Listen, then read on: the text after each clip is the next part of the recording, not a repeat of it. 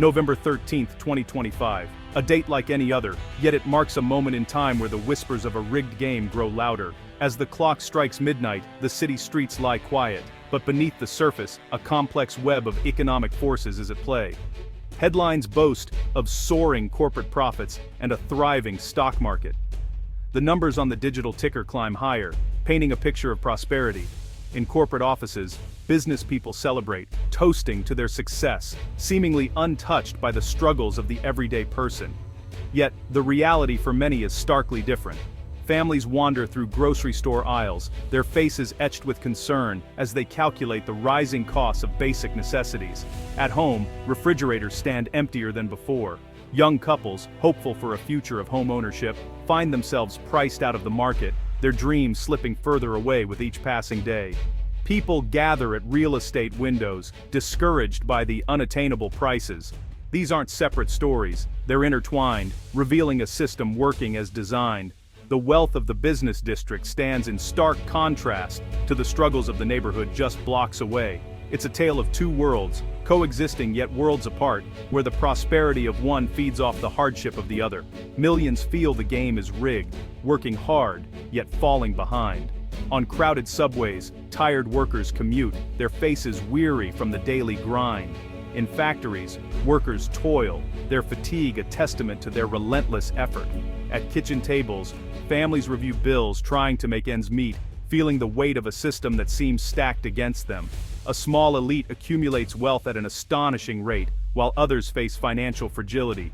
Outside mansions, luxury cars line the driveways, and private jets await on runways, ready to whisk their owners away. Meanwhile, on city streets, the homeless seek shelter, and families count coins at home, each cent a step towards survival. This isn't accidental, it's the result of decades of policies channeling wealth upwards. Politicians and business leaders shake hands, their agreements sealed in stacks of policy documents that often prioritize profit over people. Protesters take to the streets, their signs a cry against the growing economic inequality, demanding change. This isn't about blaming individuals, but examining the system's mechanics.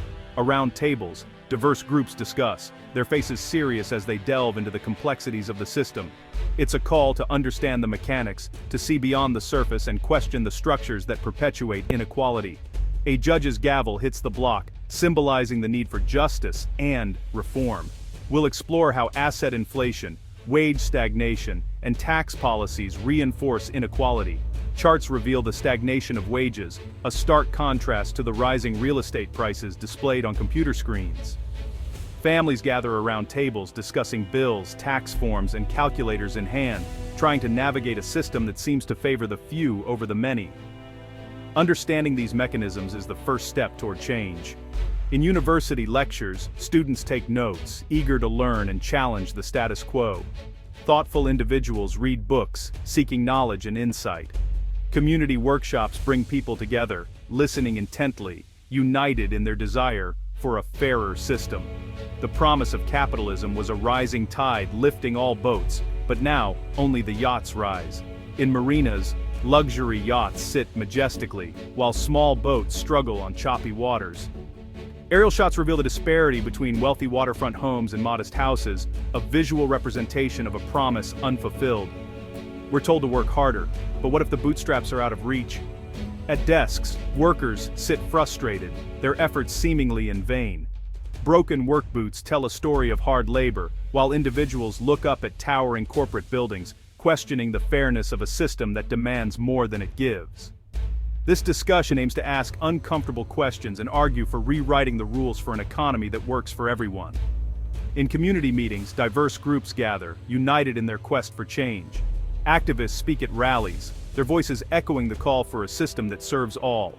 People hold signs demanding to change the system, and handshakes between different backgrounds symbolize hope for a future where the economy is inclusive and equitable for everyone. From the moment we enter the world, we are surrounded by stories that shape our understanding of how society works. One of the most powerful and persistent of these is the story of meritocracy. We grow up hearing that if we work hard, stay focused, and never give up, we will be rewarded with success. In classrooms, teachers encourage us to dream big, promising that effort and determination are the keys to a better life. At graduation ceremonies, we celebrate achievement as the result of personal merit, reinforcing the idea that anyone can make it if they just try hard enough. This narrative is everywhere: in the workplace, where employees put in long hours hoping for a promotion, in the stories of entrepreneurs who supposedly built their fortunes from nothing, and in the countless tales of individuals who, through sheer grit, rise above their circumstances. The message is clear: success is earned, and hard work is the ticket. As a result, wealth and status are often seen as natural outcomes of talent and effort. The luxurious homes, expensive cars, and powerful positions held by a select few are justified as the rewards for their superior abilities or relentless drive. This belief system reassures us that the world is fair and that those at the top truly deserve their place. But beneath this comforting story lies a more complicated truth. The idea of meritocracy is, in many ways, a convenient fiction, a myth that obscures the real forces at play. Like a magician's trick, it distracts us from seeing the hidden mechanisms that shape our destinies. In reality, the single biggest predictor of future wealth and success isn't talent or hard work, it's the family you're born into. From the very beginning, some children are surrounded by abundance, while others face obstacles that are invisible to those with privilege. The zip code of your childhood can determine the quality of your education, your access to healthcare, and even your life expectancy. The wealthy enjoy advantages from day one. They attend elite schools with the best resources, receive guidance from influential mentors, and are introduced to powerful networks that open doors to prestigious jobs. These head starts are rarely acknowledged in the meritocratic narrative, yet they play a decisive role in shaping outcomes. The system is often portrayed as a level playing field, a fair race where everyone starts at the same line. But in truth, some begin miles ahead, while others are forced to overcome hurdles just to reach the starting point. The race is anything but equal, and the rules are written to favor those already in the lead. We love to celebrate the rare stories of individuals who rise from poverty to great success. These exceptional cases are held up as proof that anyone can make it, but they are the exception, not the rule. For every rags to riches tale, there are countless others whose hard work goes unrewarded, whose potential is stifled by circumstances beyond their control. The myth of meritocracy does more than just mislead us. It can be deeply damaging. It encourages us to blame individuals for their struggles, suggesting that failure is a personal flaw rather than the result of systemic barriers. This mindset ignores the realities of discrimination, inherited disadvantage, and the many ways in which the deck is stacked. By focusing on individual effort, the myth prevents us from seeing the real problem: a system that is far from neutral. The rules are designed to protect and perpetuate the advantages of the wealthy, making it harder for others to break through, no matter how hard they try. Recognizing the myth of meritocracy is not about denying the value of hard work or ambition. It's about facing the truth, so we can have an honest conversation about inequality. Only by acknowledging the real forces that shape our lives can we begin to build a fairer, more just society for everyone. In the decades following World War II, something remarkable happened in America. Wages for ordinary workers grew steadily alongside gains in productivity. As factories hummed and assembly lines expanded, the people who powered this growth saw their paychecks rise in tandem with the nation's economic output. This era was marked by a sense of shared prosperity, where hard work was rewarded and the American dream felt within reach for millions. This synergy between rising productivity and increasing wages fueled the growth of a robust middle class. Families could afford homes, cars, and vacations. College education became attainable, and a single income often supported an entire household. The benefits of economic growth were widely distributed, creating a sense of stability and optimism. But starting in the late 1970s, this pattern began to unravel.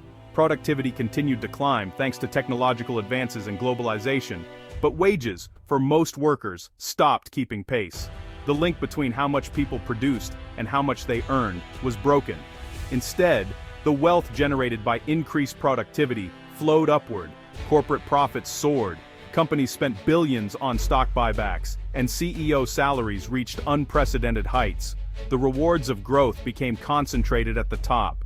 Meanwhile, asset prices, like housing and education, began to rise much faster than wages. The cost of buying a home or sending a child to college skyrocketed, putting these milestones out of reach for many working families. As a result, wage earners found it harder and harder to buy assets that could help them build wealth. In contrast, those who already owned assets, like real estate or stocks, saw their fortunes multiply. often without any additional effort. This cycle creates a system where owning assets is rewarded far more than working for a living. The gap between the wealthy and everyone else grows wider, as the benefits of economic growth bypass those who rely on wages. It's important to recognize that wage stagnation and asset inflation are not inevitable. They are the result of deliberate policy choices, decisions about taxes, labor laws, education funding, and financial regulation. By understanding this, we can see that a different future is possible, one where prosperity is shared more broadly. Credit can be a ladder to opportunity or a trap of debt. The wealthy access cheap credit to build wealth, while others borrow for survival. High-interest debt traps the poor, consuming income and preventing savings. This creates a two-tiered debt system: wealth creation for the rich, wealth extraction for the poor. The financial system transfers wealth from the needy to lenders. Unequal credit access perpetuates generational poverty, hindering opportunities for the next generation. The tax code shapes society, but it now accelerates wealth concentration. Income from work is taxed higher than income from wealth. This rewards asset owners over workers, creating fundamental unfairness. Tax cuts for the wealthy didn't trickle down, they enriched the top. The tax system transfers wealth upwards, prioritizing wealth over work. Wealth concentration isn't new. History shows it leads to instability. The robber barons in the First Gilded Age saw vast inequality. Social unrest led to reforms like the Progressive Era and New Deal. Today we're in a second Gilded Age, with wealth concentration and deregulation. History teaches that economies favoring the top are unsustainable. Crises become opportunities for the wealthy to gain more. Public money saves the system, but benefits flow to the top. The 2008 crisis and COVID-19 pandemic saw wealth transfer upwards. The system prioritizes asset protection over people, exacerbating inequality. Recognizing the system's bias is a call to action. The economy's rules can be changed to serve the many. Relink wages to productivity, empower workers, and reform the tax code. Tax wealth fairly and close loopholes to reduce inequality. Get big money out of politics to reclaim democracy and drive reform. The meritocracy myth crumbles under reality's weight. Extreme inequality erodes trust and fuels polarization. History shows we can change the rules for shared prosperity. It's not capitalism versus socialism, but what kind of capitalism we want. Our economic destiny is in our hands. It's time to write a new chapter.